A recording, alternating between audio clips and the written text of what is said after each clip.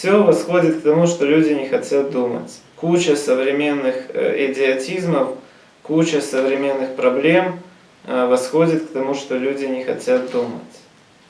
Даже вот то, что там в новостях я заметил сюжет, где там говорили о том, как в некоторых странах разные извращенцы отстаивают свое право, чтобы легализировали браки, однополые браки и всякие другие мерзости.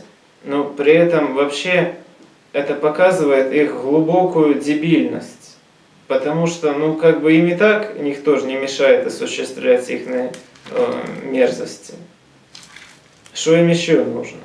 Или только дебил может считать, что если они заставят католиков, чтобы те их женили, что тогда их браки станут какими-то богоугодными.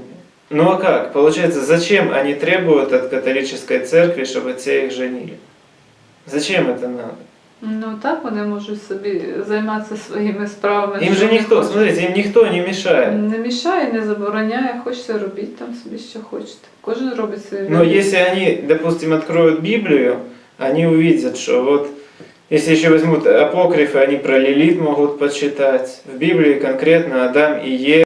Хоть в Библии и есть наставление по анонизму, а в еврейских апокрифах есть только заразы, что лучше об этом не говорить, но по большому счету все равно, даже если сейчас католики все согласятся женить однополых товарищей, то все равно это по всем параметрам противоречит даже их Библии. Там написано вот Адам и Ева И биологии это противоречит. Что изменится от того, что просто какой-то, так сказать, батюшка скажет: все, благословляю вас. Що вони почнуть родити нащадків чи що?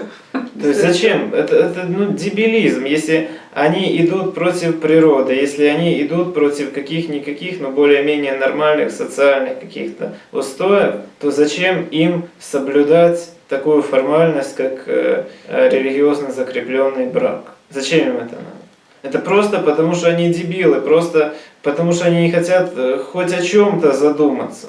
А если бы они задумались, то они бы в конце концов поняли, что им не только это не надо, им вообще и та глупость, которой они занимаются, не нужна. Но проблема в том, что не хотят.